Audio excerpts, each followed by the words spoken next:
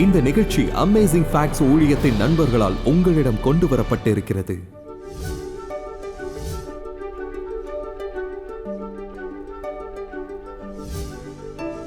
நீங்கள் பெலிஸ்தீர்கள் சிம்சோனை கைது செய்ய ஓடுகிறீர்கள். அவன் கயிர்களால் பிணைக்கப்பட்டுள்ளான். நீங்கள் அவனை நோக்கி ஓடும்போது கர்த்தருடைய ஆவி அவன் மீது இறங்கி அவன் பின்பு நான் என்ன செய்வேன் என்று அவன் சுற்றி பார்க்கிறான். கர்த்தர் அவனுக்கு வழங்கினான். நாம் தொடரின் நடுவில் இருக்கிறோம். இப்போது சிம்சோனின் வாழ்க்கையிலிருந்து சில படிப்பினைகளை கற்றுக்கொள்ள இருக்கிறோம். கடந்த வாரம் நாம் பேசினோம் பகுதி 1 சிம்சோன், சிங்கத்திலிருந்து தேன். இந்த வாரம் நாம் பகுதி 2 இருக்கிறோம். அநேகமாக 3 பாகங்கள் இருக்கும். இந்த வாரம் நாம் கழுதையின் தாடை எலும்பு குறித்து பேச இருக்கிறோம். சிம்சோனின் காலத்தில் இஸ்ரேல் தேசத்தில் என்ன நடக்கிறது என்பதை கொஞ்சம் உங்களுக்கு சொல்வது அநேகமாக ஒரு நல்ல யோசனையாக இருக்கும் என்று நினைக்கின்றேன். சிம்சோன் வாலிபனாக இருந்தபோது இவன் ஏலி ஆசாரியன் காலத்தில் வாழ்ந்தவன். சாமுவேல் 1 வாசியுங்கள். நிறைய சமரசம் இருக்கிறது, நிறைய விசுவாசமின்மை. ஏலியின் குமாரர்கள் உண்மையான துரோகிகள். நான் சொல்வது உங்களுக்கு புரிந்தால் அந்த காலத்தில் ஊழியத்தில் கொஞ்சம் தூஷணை இருந்தது. அந்த சமயத்தில் உதாரணமாக 1 சாமுவேல் 4 அதிகாரம் 10 அப்பொழுது பெலிஸ்தர் யுத்தம் பண்ணினார்கள். இஸ்ரவேலர் முறிந்து அவரவர் தங்கள் கூடாரங்களுக்கு ஓடிப்போனார்கள். இஸ்ரவேலிலே 30,000 காலாட்கள் விழுந்தார்கள். சில நாட்களுக்கு முன் நடந்த போர்க்களத்தில் 4,000 பேர் வெட்டுண்டார்கள். தேவனுடைய பெட்டி பிடிக்கப்பட்டது. இது நடந்தது. இதுதான் சிம்சோன் பிறந்த உலகம். பெலிஸ்தர்கள் இஸ்ரவேல் ஜனங்களை தன்வசப்படுத்தினார்கள். இப்போது பெலிஸ்தருக்கு ராஜா இல்லை. பெலிஸ்தர்கள் 5 ராஜ்யங்களின் கூட்டமைப்பாக பிரிக்கப்பட்டிருந்தார்கள். அவர்களை பெலிஸ்தரின் பிரபுக்கள் என்று அழைத்தனர். பெலிஸ்தர்கள் இரும்பு ஆயுதங்கள் தயாரிப்பதில் தேர்ச்சி பெற்றிருந்தனர். இஸ்ரவேலர்கள் அவ்வாறு செய்யவில்லை. பெலிஸ்தர்களுக்கு எதிராக சவுலுக்கும் யோனத்தானுக்கும் இடையிலான யுத்தத்தில் இரும்பு வாள்களை கொண்டிருந்தவர்கள் ராஜ்யத்தில் ஒரே நபரான சவுலும் அவனுடைய குமாரனும். இஸ்ரவேல் தங்கள் ஆயுதங்களை கூர்மைப்படுத்த விரும்பினால் நீங்கள் எங்களிடம் வந்து அவைகளை கூர்மைப்படுத்துங்கள் என்று சொல்ல பெலிஸ்தர்கள் மிகவும் கவனமாக இருந்தார்கள். நீங்கள் ஒரு பண்ணை கருவியை கூர்மைப்படுத்த வேண்டும் என்றாலும் எங்களிடம் வர வேண்டும். எந்த ஆயுதங்களையும் வைத்திருக்க நாங்கள் அனுமதிக்க மாட்டோம். அவர்களை நிராயுதபாணியாக்கினார்கள். உங்களிடம் ஏதேனும் ஆயுதம் இருந்தால் நீங்கள் மாட்டுவீர்கள். அவர்களால் அவர்களை அடிபணிய வைக்க முடிந்தது. அது மிகவும் ஊக்கமின்மை காலம். ஜனங்கள் தைரியம் இல்லாத போது போராட முடியாது. தேவன் யோசுவாவிடம் சொன்னது தெரியுமா? அவர்கள் மிகவும் ஆயுதமேந்திய சில எதிரிகளுக்கு எதிராக போராட வேண்டியிருந்தது. அவர்களில் சிலர் ராட்சதர்கள். யோசுவா 1 அதிகாரம் 6 செல்லுங்கள். இது ஒரு நல்ல வசனம். பலங்கொண்டு திடமனதாயிரு. இந்த ஜனத்தின் பிதாக்களுக்கு நான் கொடுப்பேன் என்று ஆணையிட்ட தேசத்தை நீ இவர்களுக்கு பங்கிடுவாய். 7வது வசனம். என் தாசனாகிய மோசே உனக்கு கற்பித்த நியாய பிரமாணத்தின்படியெல்லாம் செய்ய கவனமாயிருக்க மாத்திரம் மிகவும் பலங்கொண்டு திடமனதாயிரு. நீ போகுமிடமெல்லாம் புத்திமானாய் நடந்து கொள்ளும்படிக்கு. 9ஆம் வசனம். நான் உனக்கு கட்டளையிடவில்லையா? பலங்கொண்டு திடமனதாயிரு, திகையாதே, கலங்காதே. நீ போகுமிடமெல்லாம் உன் தேவனாகிய கர்த்தர் உன்னோடே இருக்கிறார் என்றார். அந்த பகுதி எனக்கு கொடுக்கப்பட்டிருந்தார். தேவன் என்னுடன் இருக்கிறார் என்று நான் அறிவதால் நான் பயப்பட வேண்டியதில்லை. பலங்கொண்டு திடமனதாயிரு என்று சொல்வது மட்டுமல்லாமல் நீங்கள் மிகவும் தைரியமாக இருக்க வேண்டும் என்று அவர் சொல்கிறார். மோசே மரிக்க முன் இந்த வார்த்தைகளை யோசுவாவிற்கு மீண்டும் சொல்கிறார். தேவன் யோசுவாவுக்கு தரிசனமாகிச் சொல்கிறார். தேவன் தன்னுடன் இருப்பதாக விசுவாசித்ததால் யோசுவா பெரும் காரியங்களை செய்ய முடிந்தது என்று. நம்மோடு இருப்பதாக வாக்கு பண்ணினவர் நம்மோடு இருக்கிறார். உலகத்தின் முடிவு பரியந்தம் சகல நாட்களிலும் நான் உங்களுடனே கூட இருக்கிறேன். எதிரி நாட்டில் வாழ்ந்தாலும் கிறிஸ்தவர்கள் தைரியமாக இருக்க வேண்டும் தானே. எனவே சிம்சோனின் நிகழ்வு நமக்கு இன்றும் மிகவும் பொருத்தமானது. இப்போது நியாயாதிபதிகள் 15 அதிகாரத்திற்கு செல்லுங்கள். அப்பொழுது பெலிஸ்தர் போய் யூதாவிலே பாளையம் இறங்கி லேகி என்கிற வெளியிலே பரவியிருந்தார்கள். லேகி என்ற வார்த்தைக்கு தாடை எலும்பு என்று பொருள்.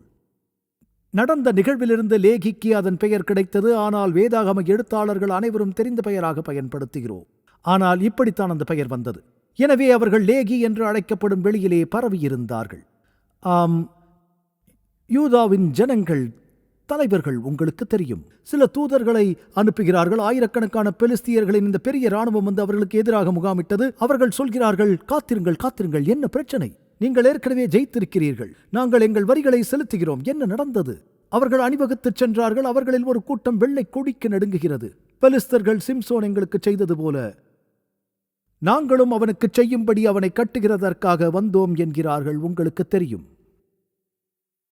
எனவே யூதாவின் ஜனங்கள் சிம்சோனிடம் சென்று, இதோ நாங்கள் உம்மோடு இருக்கிறோம், நாங்கள் உமக்கு பின்னால் போராடப் போகிறோம், உன்னோடவே இருப்போம் என்று சொல்லுவதற்கு பதிலாக அவர்கள் சிம்சோனிடம் சென்று, அவர்கள் சொன்னது என்னவென்றால், பெலிஸ்தியர்கள் நம்மை ஆள்பவர்கள் என்று உமக்கு தெரியாதா? அவர்கள் அடிமைத்தனத்திலிருந்து ராஜினாமா செய்து இருக்கிறார்கள். இஸ்ரவேல் புத்திரர் வனாந்திரத்தில் கஷ்டப்பட்டது உங்களில் எத்தனை பேருக்கு நினைவிருக்கிறது? அவர்கள் அடிக்கடி சொல்லுவது, எகிப்தியருக்கு வேலை செய்வது எங்களுக்கு நலமாயிருக்குமே என்றார்கள். நாம் ஏன் வேறு ஒரு தலைவனை ஏற்படுத்தி அனைவரும் திரும்பிச் சென்று எகிப்தியருக்கு வேலை செய்யக்கூடாது? குறைந்தபட்சம் நமக்கு நிறைய வெங்காயம் கிடைத்திருக்குமே. தினமும் வெறும் மன்னா கிடைத்ததால் தான் அவர்கள் முறுமுறுத்தார்கள். நாங்கள் மீன் மற்றும் வெங்காயத்தை இழக்கிறோம் என்று சொன்னார்கள். எகிப்திற்கு திரும்பி போவோம் வாருங்கள் என்றார்கள். திரும்பி பார்க்கும்போது அவை நல்ல பழைய நாட்களாக தோன்றுகிறது, எவ்வளவு மோசமான நேரமாக இருந்தாலும். அதனால் அவர்கள் சரணடைய ஆயத்தமானார்கள். ஆகவே யூதாவின் இந்த 3000 மனுஷர்கள் வந்து கண்மலை சந்திலே சிம்சோனை நெருங்கி, அவர்கள் உன்னை கட்டி பெலிஸ்தர் கையில் ஒப்புக்கொடுக்க வந்திருக்கிறோம் என்றார்கள். அவருடைய சொந்த ஜனங்கள். அதற்கு சிம்சோன், நீங்களே என்மேல் விடுகிறதில்லை என்று எனக்கு ஆணையிடுங்கள் என்றான். அதற்கு அவர்கள், நாங்கள் உன்னை இறுக கட்டி அவர்கள் கையில் ஒப்புக்கொடுப்போமே அல்லாமல் உன்னை கொன்று போட மாட்டோம் என்று சொன்னார்கள். இப்போது தேவ ஜனங்கள் தங்கள் சாம்பியனை அடைவதற்காக வாகனமாக இருந்தார்கள் என்பது வருத்தம்தானே. சிம்சோன் தனியாக என்ன செய்தான் என்று பாருங்கள். அவனுக்கு பின்னால் 3000 பேர் இருந்தால் என்ன, ஏராளமானோர் இருந்தால் என்ன, அவன் எக்காலத்தை ஊதி முழு இராணுவத்தையும் கொண்டிருந்ததால் இது ஒரு கோத்திரத்தில் 3000 தலைவர்கள். அவன் எக்காலம் ஊதி இஸ்ரவேல் அனைவரும் அவனுக்கு பின்னால் அணி திரண்டிருந்தால் என்ன நடந்திருக்கும்? அவர்கள் எவ்வளவு செய்திருக்க முடியும்? அவர்கள் பயந்ததால் ஒன்றும் நடக்காத அவர்களுக்கு தேவன் இன்னும் எவ்வளவு செய்ய விரும்புவார்?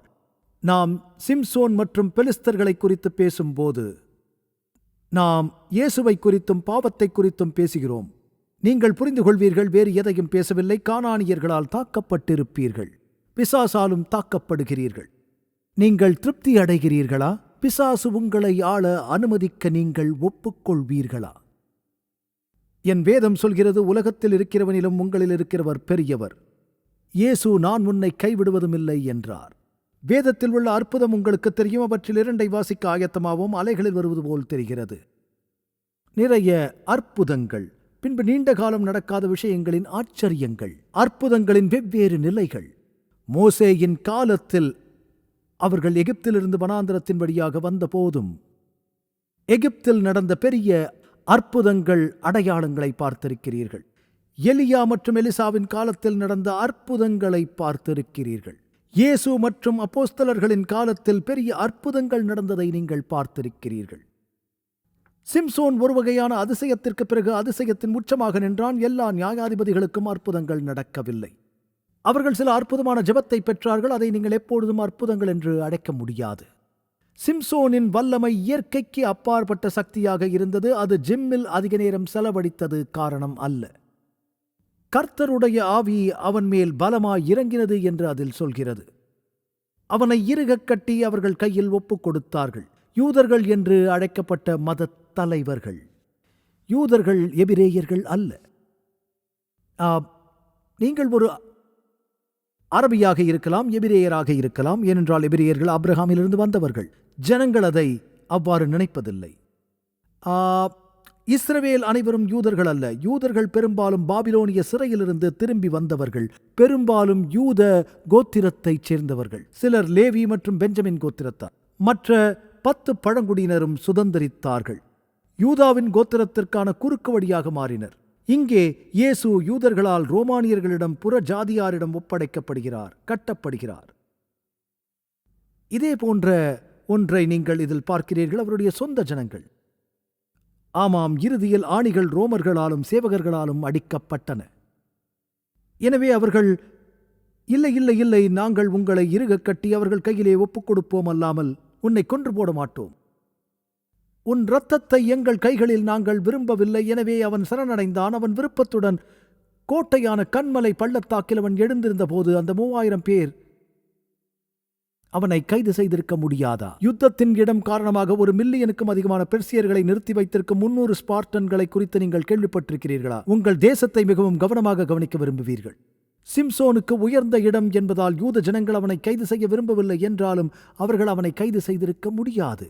அவர்கள் அவனுக்கு பயந்து வந்து, தயவு செய்து கைகளை முதுகுக்கு பின் வையுங்கள், எங்களுக்கு ஒத்துழைப்பு தாருங்கள், நாங்கள் உங்களை காயப்படுத்தப் போவதில்லை. அதனால் அவன் சம்மதிக்கிறான். அவன் அவர்கள் விருப்பத்துக்கு ஒப்புக் கொடுத்தான். அவன் தானாக முன் வந்தான். நான் சொல்வது புரிகிறதா? எனவே அவர்கள் இந்த 3000 பேர் முழங்கால்களால் ஒன்றாக அடித்துக் கொள்கிறார்கள். கண்மலை சந்திலிருந்து வந்து லேகி பள்ளத்தாக்கில் 1000 பெலிஸ்தியர்களை பார்க்கிறார்கள். அவர்கள் தங்கள் முழு இராணுவத்தையும் நிறுத்தி இருந்தார்கள். பெலிஸ்தர்கள் பார்க்கிறார்கள். அவர்கள் கீழே வருகிறார்கள். அவர்களுக்கு முன் அவர்கள் சிம்சோனை தூண்டுகிறார்கள், பயங்கரமாக தூண்டுகிறார்கள். அவன் லேகி வரைக்கும் வந்து சேர்ந்தபோது பெலிஸ்தர் விரோதமாய் ஆரவாரம் பண்ணினார்கள் என்று வேதம் கூறுகின்றது. அவனை வீழ்த்திய யூத ஜனங்களுக்கு என்ன நேர்ந்தது? அவர்கள் கைவிட்டு ஓடினார்கள். அவர்கள் தங்களால் முடிந்தவரை வேகமாகச் சென்று அவர்கள் சிம்சோனை அங்கேயே களத்தில் விட்டுவிட்டார்கள்.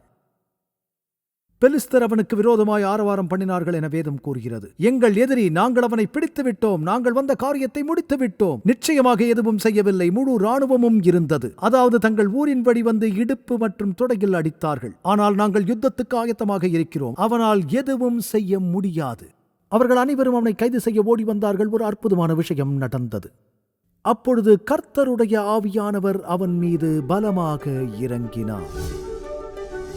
நண்பர்களே, எங்கும் சென்று விடாதீர்கள். இன்னும் கொஞ்ச நேரத்தில் நாங்கள் இன்றைய பிரசங்கத்திற்கு திரும்புவோம். நாம் தனியாக இல்லை, ஒரு யுத்த களத்தில் வாழ்கிறோம். நல்லது மற்றும் தீயது, சரியானது மற்றும் தவறானது இடையே இந்த நிலையான போராட்டத்தை நாம் உணர்கிறோம். இப்படிப்பட்ட போராட்டத்தை எதிர்கொள்கிறோம். நாம் தேவனுக்கு வலுவாக இருக்க வேண்டும். ஆனால் மாம்சம் பலவீனமாக இருப்பதால் அடிக்கடி நாம் வீழ்ந்து போகிறோம். அற்புதமான உண்மைகள் இப்பொழுது உங்களுக்கு மிகவும் சிறப்பு வாய்ந்த மற்றும் ஊக்கமளிக்கும் இலவச ஆதாரங்களை அனுப்ப தயாராக இருக்கிறது. உங்கள் இலவச நகலை பெற உங்கள் திரையில் காணும் தொலைபேசி எண்ணில் அடையுங்கள். கூட சலுகை /301 குறிப்பிடுங்கள் அல்லது திரையில் காணும் இணைய முகவரியை பார்வையிடுங்கள். மேலும் இந்த நம்ப முடியாத ஆதாரங்களை படித்த பிறகு உங்கள் நண்பர்களுடன் பகிர்ந்து கொள்ளுங்கள். திரும்பி மீண்டும் வருவோம். தேவனின் வார்த்தையிலிருந்து இன்னும் சில அற்புதமான உண்மைகளை அறிந்து கொள்வோம். எனக்கு ஒரு தன்னார்வலர் வேண்டும். ஜேமி இங்கு வந்து எனக்கு உதவப் போவதாக நினைக்கிறேன். இப்படி உண்மையில் நியாயாதிபதிகள் புத்தகத்தில் 3 முறை நடந்திருக்கிறது. இது எப்படி இருக்கும் என்பதை காட்ட விரும்புகிறேன். எனது பைகளில் இங்கே சில வேதாகம கயிறு இருக்கிறது. இது பல் ஃப்ளோஸ் என்று அழைக்கப்படுகிறது. உங்கள் கைகளை அப்படியே தள்ளி வையுங்கள். அப்படித்தான் நான் இதை இழுக்கப் போகிறேன். இங்குள்ள ஒருவர் அதை அதே தூரத்தில் வைத்திருக்கப் போகிறார். ஒவ்வொரு முறை நான் பல் மருத்துவரிடம் செல்லும் போது அவற்றில் சிலவற்றை எனக்கு கொடுப்பார். நான் அதை அகற்ற ஒரு நல்ல வழியை தேட நினைத்தேன். ஒரு சிறு இழுபறி தவிர அது மிகவும் வலுவானது, இல்லையா? சரி, இங்கே திரும்புங்கள். எனவே எல்லோரும் உங்களை இங்கே பார்க்கலாம். இது பொதுவாக மிகவும் கஷ்டமாக இருக்கும். நங்கூர கயிறுகளைப் போல. அவர்களுக்கு இந்த பெரிய கயிறுகள் கிடைத்திருக்கிறது. ஒரு கயிற்றால் பணயம் வைக்க அவர்கள் விரும்பவில்லை. அவர்களுக்கு 2 கயிறுகள் கிடைத்திருக்கிறது. அவர்கள் அதனால் அதனை கட்டினார்கள். கர்த்தருடைய ஆவியானவர் அவன் மீது இறங்கினதாக வேதம் சொல்கிறது. அவனது அந்த கயிறுகளை அறுத்தது. சுடருக்கு ஆளி போடுவது போல் இருந்தது. உங்களுக்கு பதற்றம் உண்டாகிறதா? அப்படியே நடந்தது. நீங்கள் பெலிஸ்தர்கள், நீங்கள் கைது செய்ய சிம்சோனின் பின்பாக ஓடுகிறீர்கள். அவன் இந்த கயிறுகளால் பிணைக்கப்பட்டிருக்கிறான். நீங்கள் அவனை நோக்கி ஓடும்போது கர்த்தருடைய ஆவி அவன் மீது இறங்கினார். அவன் பாப். நீங்கள் மெதுவாக வருவீர்களா? அவர்கள் அதை பார்த்தார்கள். கயிறுகளால் கட்டப்பட்டவன். கட்டுகள் கைகளை விட்டு அறுத்து போயிற்று. நான் நினைக்கிறேன் அவர்கள் அங்கே மெதுவாக சென்றிருப்பார்கள். பின்பு அவன் நினைத்தான், இப்பொழுது நான் என்ன செய்வேன் என்று. அவன் சுற்றி பார்த்து கொண்டிருக்கிறான். கர்த்தர் இறங்கினார். அவன் புயங்களில் கட்டியிருந்த கயிறுகள் நெருப்புப்பட்ட நூல் போல் ஆகி அவன் கைகளை விட்டு அறுந்து போயிற்று. உடனே அவன் ஒரு கழுதையின் பச்சை தாடை எலும்பை கண்டான். அது லேகி. தாடை எலும்பை கண்டு தன் கையை நீட்டி அதை எடுத்து, உங்களுக்கு தேவையானது சரியான நேரத்தில் தேவன் உடனே கொடுத்தால் அது ஆச்சரியம்தானே. ஆம், இது எனக்கு சுவாரஸ்யமானது. ஒன்று இருக்கும்போது தாவீதுக்கு 5 கூழாங்கற்கள் தேவைப்பட்டது. தேவைப்படும்போது அது கிடைத்தது. உணவு மற்றும் தேவன் தேவைப்படும்போது ஆயிரக்கணக்கானவர்கள் இருக்கிறார்கள். 5 அப்பமும் 2 மீன்களும் வைத்திருக்கும் ஒரு பையன் இருக்கிறான். தேவைப்படும் போதெல்லாம் கணப்பொழுதில் அது நீங்கள் எதிர்பார்ப்பது போல் இருக்காது. இது எளிமையான வழிமுறையாக இருக்கலாம். தேவன் உங்களுக்கு தேவையானதை முக்கியமான நேரத்தில் கொடுப்பார். 1 கொரிந்தியர் 10:13 வசனத்தை வாசித்தீர்களா? மனுஷருக்கு நேரிடுகிற சோதனையை அல்லாமல் வேறே சோதனை உங்களுக்கு நேரிடவில்லை. தேவன் உண்மையுள்ளவராயிருக்கிறார். உங்கள் திராணிக்கு மேலாக நீங்கள் சோதிக்கப்படுகிறதற்கு அவர் இடங்கொடாமல் சோதனையை தாங்கத்தக்கதற்காக சோதனையோடு கூட அதற்கு தப்பிக்கொள்ளும்படியான போக்கையும் உண்டாக்குவார். எனவே சிம்சோன் அங்கே இருக்கும்போது அவன் எல்லாவற்றாலும் கட்டப்பட்டிருந்தான். 1000 பெலிஸ்தர்கள் இருந்தார்கள். 1000 மட்டுமே கொன்றான். முழு இராணுவமும் இருந்தது. அவனை தாக்க தயாரானது. அவன் சொன்னான், நான் கொன்றுவிட்டேன் என்று. அவன் தைரியத்தை இழந்திருக்கலாம். ஆனால் தேவன், இதோ எதிரிகளை தோற்கடிக்க நான் உன்னை பயன்படுத்தப் போகிறேன். நான் தப்பிக்க வழியை உண்டு பண்ணுவேன். சுனாமி போன்ற சோதனையினால் நீங்கள் மூழ்கியிருப்பதை எப்பொழுதாவது உணர்ந்திருக்கிறீர்களா? நான் எப்படி தப்பிக்க முடியும் என்று எனக்கு தெரியவில்லை. என்னால் எதுவும் முடியவில்லை. நீங்கள் ஜெபித்தால் கழுதை தாடை எலும்பை காண்பீர்கள். சோதனையை எதிர்த்து போராட நீங்கள் பயன்படுத்தக்கூடிய ஒன்றை தேவன் கொடுக்கப் போகிறார். எந்த வழியும் இல்லை என்று எப்போதும் சொல்லாதே. நீங்கள் ஜெபித்தால் கர்த்தருடைய ஆவியானவர் உங்கள் மீது இறங்குவார். சோதனையை எதிர்த்து போராடுவதற்கு தேவன் உங்களுக்கு பெலன் கொடுப்பார். ஏனென்றால் அவர் பரலோகத்தை காலியாக்கி ஒவ்வொரு தேவ தூதர்களை அனுப்பி, மாறாக நீங்கள் அவரை நம்பினால் கவலையில்லாமல் மேற்கொள்வீர்கள். அதை நம்புகிறீர்களா?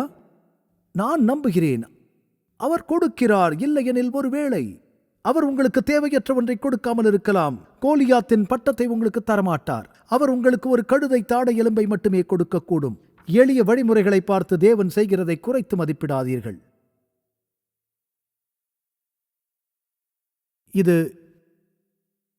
இது என்ன? இது வெறும் தாடை எலும்பு மட்டுமல்ல, இது ஒரு கழுதையின் தாடை எலும்பு. அது தரையில் கிடந்தது. அவனது கட்டுகள் அருந்தது. இராணுவம் அங்கே நிற்கிறது. அவன் சொல்கிறான், ஓ கர்த்தரை துதியுங்கள், எனக்கு ஒன்று தேவை. இப்போது நீங்கள் நினைத்துக் கொண்டிருப்பீர்கள், உங்களுக்கு தெரியும், எனக்கு ஒரு ஹெல்மெட் வேண்டும், ஒருவேளை பட்டயம் நன்றாக இருக்கும், மெஷின் கன், இப்படி ஏதோ ஒன்று. பெலஸ்திய இராணுவம் உங்களை சூழ்ந்திருக்கிறது. ஆனால் தேவன் அவனுக்கு என்ன கொடுத்தார்? தாடை எலும்பு. என்ன? ஒரு கழுதை. தேவன் பெரிய காரியங்களை செய்வதற்கு முன் கழுதைகளை பயன்படுத்தி இருக்கிறாரா? இயேசு ராஜாவாக அறிவிக்க தேவன் அற்புதமாக ஒரு கழுதையை அனுப்பினார் அல்லவா? கழுதை குட்டியாகிய மரி. வழிநடத்தும் தீர்க்கதரிசியை கடிந்து கொள்ள தேவன் அற்புதமாக கழுதையை பயன்படுத்தினார் அல்லவா? கழுதை தாழ்மையை குறிக்கிறது. ஆகவே பெரிய காரியங்களை செய்ய தேவன் பெரும்பாலும் மிகவும் தாழ்மையானவர்களை பயன்படுத்துவார். அவன் அறுத்து அதை எடுத்துக்கொண்டான். அவர்கள் அவனை தாக்க வந்ததாக நான் நினைக்கவில்லை. நான் நினைக்கிறேன், கர்த்தருடைய ஆவியானவர் அவன் மீது இறங்கிய போது, கர்த்தருடைய ஆவி தாவீது மீது இறங்கிய போது என்ன நடந்தது? அவன் கோலியாத்தை சந்திக்க ஓடினான் என்று சொல்கிறது. ஒரு மாபெரும் சண்டைக்கு ஓடுவீர்களா? நான் நினைக்கிறேன், கர்த்தருடைய ஆவி சிம்சோன் மீது இறங்கிய போது, நீங்கள் நினைக்கலாம் 5000 பேர் இருக்கிறார்கள், என்னில் ஒருவன் மட்டும் இருக்கிறான். எனக்கு பின்னால் ஒரு கண்மலையை கண்டுபிடிப்பேன். என்னை பாதுகாத்துக் கொண்டு நான் என்ன செய்ய முடியும் என்பதை பார்ப்பேன். அம்புகளை ஈட்டிகளை வீசியிருப்பார்கள். அது வேறு வகையான யுத்தமாக இருந்திருக்கும் என்று நான் நினைக்கிறேன். அவன் அதை எடுத்தான் என்று நினைக்கிறேன். ஒருவருக்கொருவர் தாக்காமல் ஈட்டிகளை வீச முடியாத இடத்திற்கு அவன் ஓடினான். அவனது மனம் அதிவேக படம் போல் ஓடிக்கொண்டிருக்கும் என்று நினைக்கிறேன். நீங்கள் எப்போதாவது பார்த்திருக்கிறீர்களா? அவர்கள் இந்த இயற்கை காட்சிகளை எடுக்கும்போது அதன் விதை மெதுவாக உடைந்து பூமியிலிருந்து வெளியே வருவதை காட்டுவார்கள். சில நேரங்களில் விசேஷமான புகைப்படங்களை எடுப்பார்கள். அவர்கள் அதிவேக படத்தை எடுக்கும்போது, எதையாவது தாக்கும்போது துப்பாக்கி குண்டு மெதுவாக பாயும். சிம்சோன் உடனே அதிவேக உலக பரிமாணத்தில் வாழத் தொடங்கினான் என்று நினைக்கிறேன். உலக பரிமாணத்தில் திடீரென்று பெலிஸ்தர்கள் அனைவரும் அவன் பார்த்த பொழுதில் ஓடிவிட்டார்கள். இல்லை, இது சிம்சோன், அவன் அதை கொண்டு என்ன செய்ய போகிறான்? ஆனால் அவனது மனம், எனக்கு தெரியும், அது மிகைப்படுகிறது. அதுபோன்று ஒன்று நடந்திருக்கும். ஆனால் அவனது மனம் மிக வேகமாக சென்று கொண்டிருந்தது. அவர்கள் என்ன செய்ய போகிறார்கள் என்பதை கண்டுபிடிப்பதற்கு முன் அவன் அவர்களிடையே ஓடினான். அது தாடை எலும்பு என்று அவர்கள் சொன்னது மட்டுமல்ல, அது உலர்ந்த ஒன்றும் கூட. இது ஒன்றில் பாதி மட்டுமே. இங்கே சொல்லப்படும் மற்றொரு தாடை தண்டு இருக்கிறது. அது ஒரு நல்ல கைப்பிடியை உருவாக்கும். ஆனால் இது ஒரு புதிய தாடை எலும்பு, அது மிகவும் உறுதியானது. எனவே அவன் அவர்களுக்கு முன் சென்றான். அதில் சொல்கிறது, நீங்கள் அதை படித்தீர்களா? அவன் ஒரு மனிதனை கொன்றான் என்றா சொல்கிறது. கழுதையின் தாடை எலும்பினால் 1000 பேரை கொன்றேன் என்றான். கழுதையின் தாடை எலும்பினால் குவியல் குவியலாகப்பட்டு கிடக்கிறார்கள்.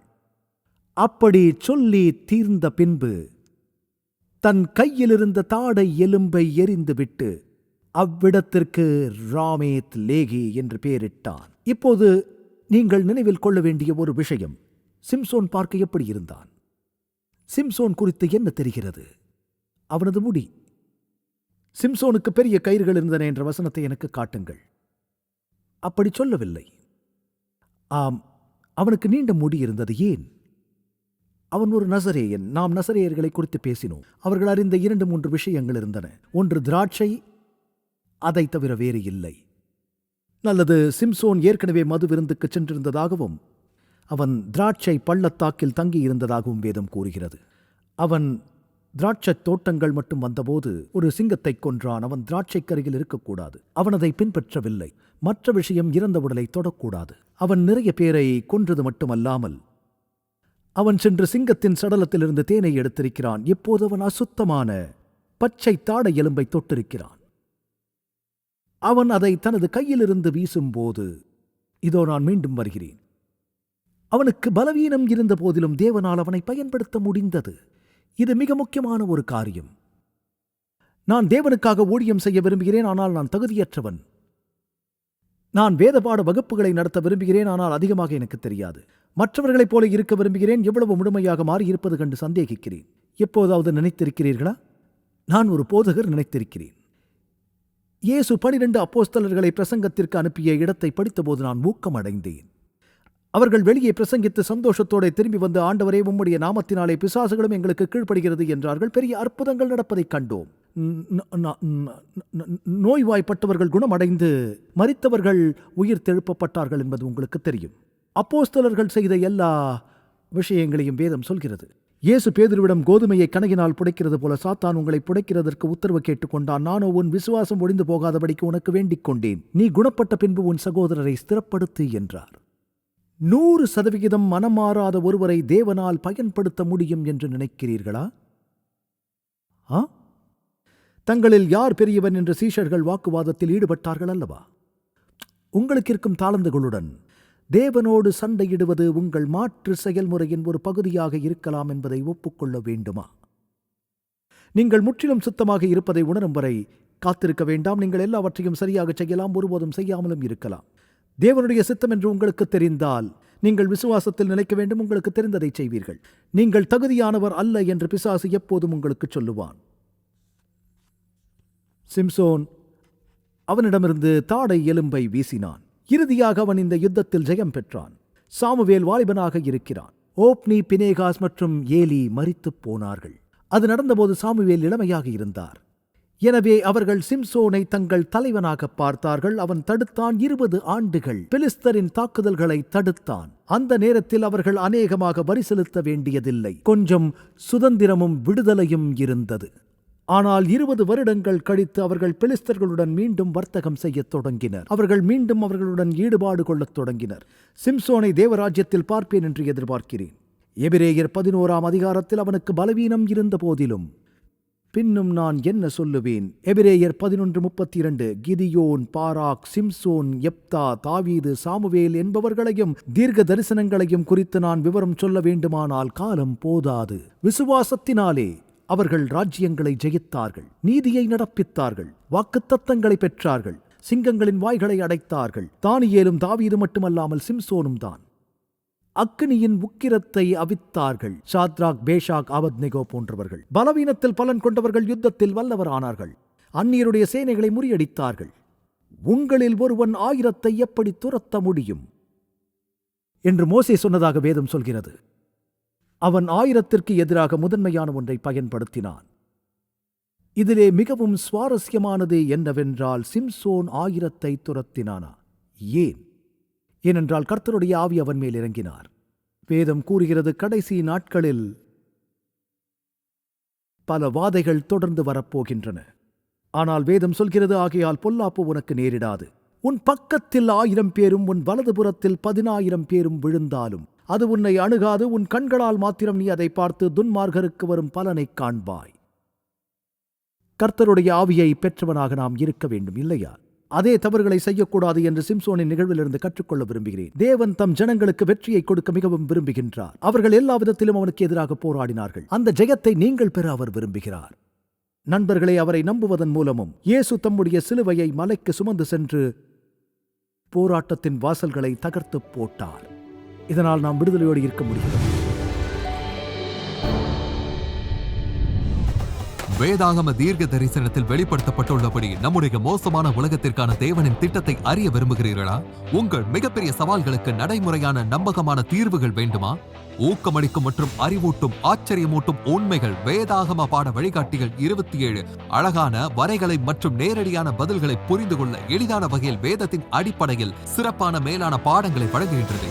ஒவ்வொரு ஆய்வு வழிகாட்டியும் உங்கள் வாழ்க்கையின் மிக முக்கியமான உண்மைக்கான பொருத்தமான வேதாகம பதில்களை நோக்கி உங்களை வழிநடத்தும். நான் எப்படி ஆரோக்கியமான ஐக்கியத்தை பெறுவது? இயேசு எப்போது எப்படி மீண்டும் வருவார்?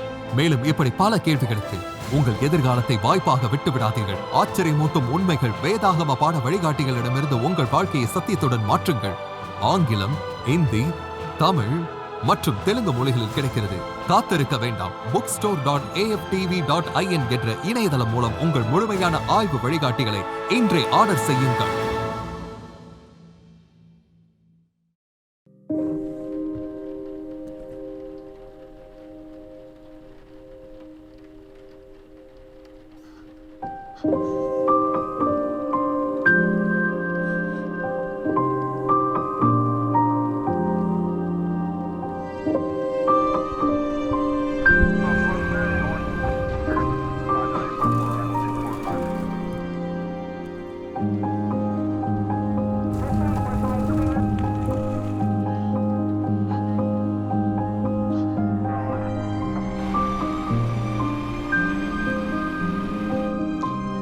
கூட்டம் ஒன்றாக கூடி வர முடியும். இனி வலி இல்லை, இனி காவல் நிலையம் இல்லை, இனி நோயும் இல்லை, மரணமும் இல்லை, துக்கமும் இல்லை.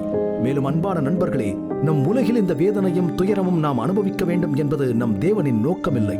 அவர் தனது சித்தமான யாவையும் நமக்கென வைத்துப் போயிருக்கிறார். சாந்த குணமுள்ளவர்கள் பாக்கியவான்கள். நான் பசியாய் இருந்தேன், நீங்கள் எனக்கு போஜனம் கொடுத்தீர்கள். மிகவும் சிறியவர்களாகிய இவர்களில் ஒருவனுக்கு என் சகோதரா எதை செய்யாதிருந்தீர்களோ அதை எனக்கே செய்யாதிருந்தீர்கள்.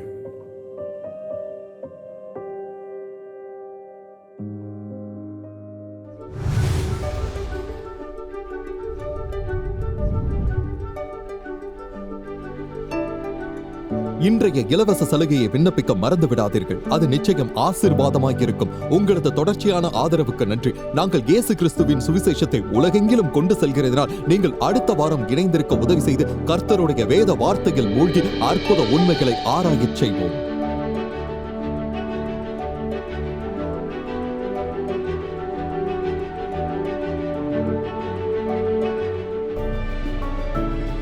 இந்த நிகழ்ச்சி அமேசிங் ஃபேக்ட்ஸ் ஊழியத்தின் நண்பர்களால் உங்களிடம் கொண்டு வரப்பட்டிருக்கிறது.